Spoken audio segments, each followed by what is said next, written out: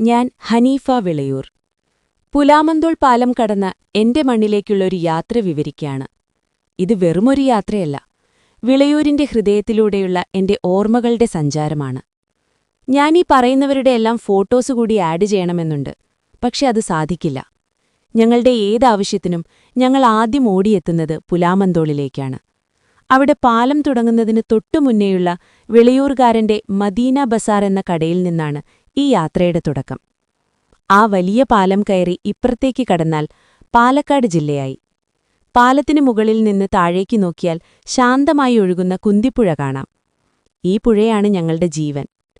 പുഴയിൽ വെള്ളം വറ്റിയാൽ ഞങ്ങളുടെ വീട്ടിലെ കിണറുകളിൽ പോലും വെള്ളമുണ്ടാവില്ല. ഞങ്ങളുടെ ദാഹം തീർക്കുന്നതും മണ്ണിൽ ഈർപ്പം നിലനിർത്തുന്നതും ഈ പുഴയാണ്. കുളിക്കുവാനും അലക്കുവാനും ഞങ്ങൾ ആശ്രയിക്കുന്ന കുന്തിപ്പുഴയോരത്ത് ചൂടുള്ള എണ്ണക്കടികളുമായി പാലം തട്ടുകടയും തൊട്ടടുത്ത് പുളിഞ്ചോടിയിലെ പാലം മാർക്കറ്റും കഴിഞ്ഞ് യാത്ര മുന്നോട്ട്. വലത്തെ സൈഡിൽ മദീന ഹോട്ടലും ചാലഞ്ചേഴ്സ് ക്ലബ്ബും കടന്നാൽ ബുള്ളറ്റുകൾ നന്നാക്കുന്ന വർക്ക്ഷോപ്പായി. അത് കഴിഞ്ഞാൽ പേരുപോലെ തന്നെ പ്രിയപ്പെട്ട ഇടം എന്ന പേരിലുള്ള ചായക്കട.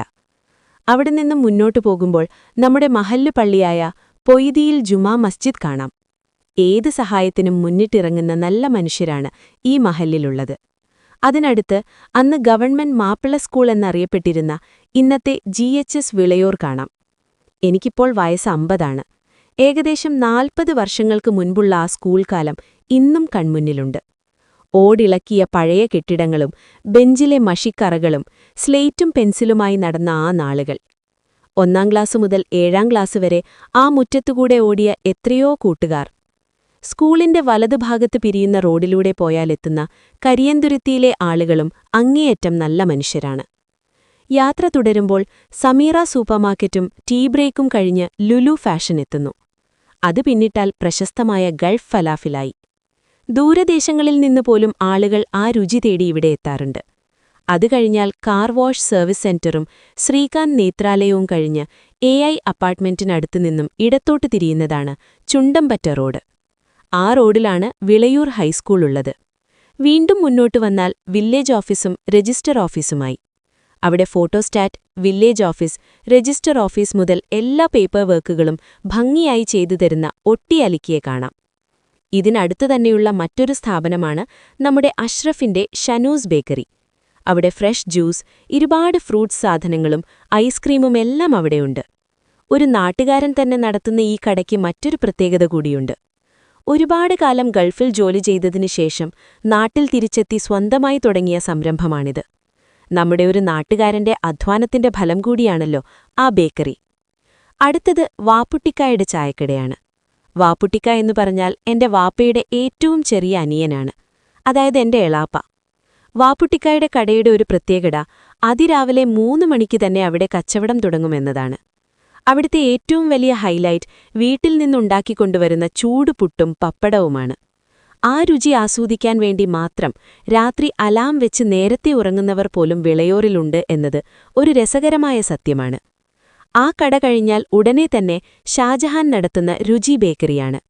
അവിടെ എത്തുന്ന എല്ലാവരോടും സ്നേഹത്തോടെയും സൗഹൃദത്തോടെയും കമ്പനിയായി ഇടപെടുന്ന ഷാജഹാന്റെ പെരുമാറ്റമാണ് ആ കടയെ പ്രിയപ്പെട്ടതാക്കുന്നത്. ഷാജഹാന്റെ കട കഴിഞ്ഞാൽ പഴയ ഓർമ്മകളിലേക്ക് പോകുകയാണെങ്കിൽ അവിടെയായിരുന്നു ഒരു റേഷൻ കട, പിന്നെ ഒരു ബാർബർ ഷോപ്പ്. ആ ബാർബർ ഷോപ്പിലായിരുന്നു ഞങ്ങളുടെയൊക്കെ ചെറുപ്പകാലത്തെ മുടിവെട്ടൽ.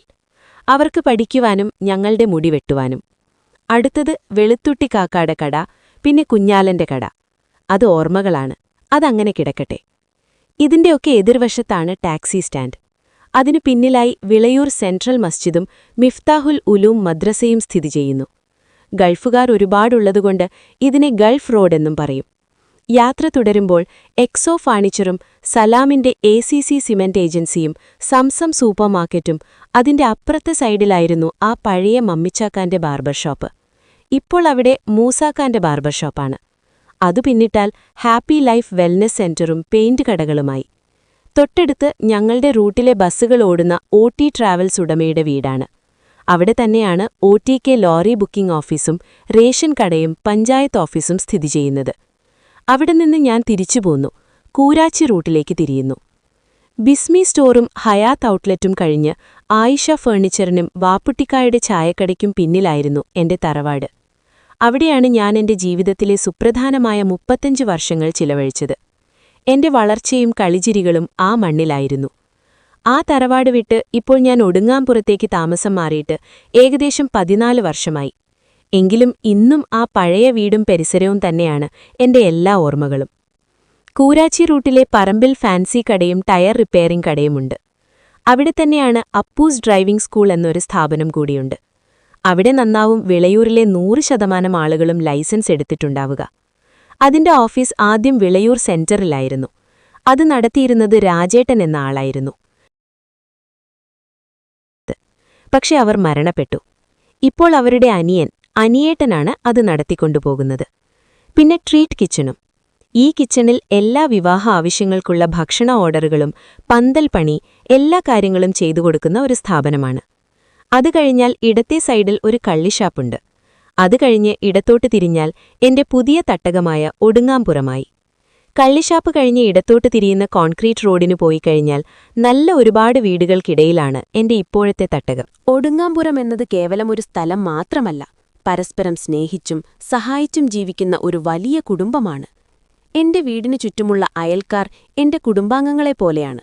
സന്തോഷത്തിലും സങ്കടത്തിലും ഒരുപോലെ താങ്ങും തണലുമാകുന്ന സാന്നിധ്യം. ഒരേ ഒരു ലക്ഷ്യത്തോടെ ഒരുമയോടെ മുന്നോട്ടു പോകുന്ന ഞങ്ങളുടെ ഐക്യം ഈ നാടിന്റെ ശക്തിയാണ്. ഈ കുറിപ്പ് ഇവിടെ അവസാനിക്കുന്നു.